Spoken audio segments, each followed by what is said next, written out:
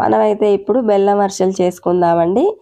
ఇంకా 2 కేజీల పిండికి కేజీన్నర బెల్లం అయితే కొన్ని నీళ్ళు పోసి స్టవ్ పైన పెట్టి అలా కరిగించుకోవాలండి. ఇక మధ్య మధ్యలో పాకం చిక్కపడ్డ కొద్దీ కొన్ని వాటర్ తీసుకొని అందులో వేసి చూసుకోవాలండి. ఇంకా ఉండకట్టగానే బెల్లం పాకం అయితే స్టవ్ పై నుంచి దింపేసి కొంచెం కొంచెంగా పిండి వేస్తూ చక్కగా కలుపుకోవాలండి.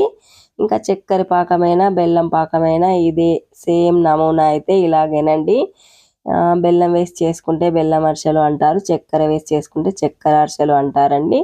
ఇంకా చూసారా అండి, మా అత్తమ్మ చూపించిన విధంగా అలా గోల గుండులాగా రావాలండి. ఇంకా పాకం అయితే మనం నీళ్ళల్లో వేసి చూస్తే ఇంకా పర్ఫెక్ట్గా పాకం వచ్చినట్టేనండి. ఇంకా ఇప్పుడైతే పిండిని కొంచెం కొంచెంగా వేస్తూ చక్కగా కలుపుకోవాలండి. ఇంకా పిండి ఉండలు కట్టకుండా. ఇంకా ఆ పిండి అయితే బియ్యం నానబెట్టి పట్టించిన బియ్యం అండి. అదైతే తడి బియ్యం పిండే.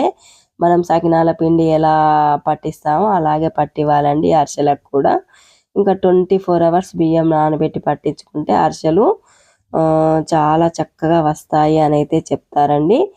ఇంకా అందరూ కుస్తీ పడుతున్నారండి అరిసెల పిండితో. ఇంకా మీ నుంచి కాదు అని ఇంకా రంగంలోకి అయితే ఇంకా చూసి మా పక్క నుండి అయితే మా మరిది అయితే వచ్చి ఇంకా నేను కలుపుతాను అని అయితే వచ్చి కూర్చొని ఇంకా మా తోటికోడలు మరిది ఇద్దరు వచ్చి చక్కగా పిండి అంతా కలిపారండి. ఇంకా పిండి అలా ఉండలు లేకుండా బెల్లము కిందిది మీద మీది కింద అన్నట్టుగా అంతా సమంగా కలిసేలా చక్కగా కలిపి ఇంకా గంజుకు పక్కలకు కూడా ఉంటుందండి.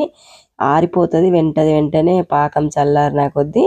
ఇంకా పక్కకు వచ్చింది కూడా ఇలా గరిటెతో నెట్టుకుంటూ తీయాలండి. ఇంకా మా మరిదైతే కలిపి పక్కన పెట్టేశాడు. ఇంకా ఇట్లా కొంచెం బలం ఉపయోగించాలండి, ఇంకా ఆడవాళ్ళతో కాదు కదా, అందుకే మా మరిదైతే వచ్చి కలుపుతున్నాడండి. ఇంకా ఇలా కలిపిస్తే వెంటనే చేసుకోవచ్చండి. కొంచెం లేతగా ఆగిన బెల్లం పాకం వస్తే కొంచెం పల్చగా ఉంటుందండి, కొంచెం చల్లారినాక చేసుకోవచ్చు.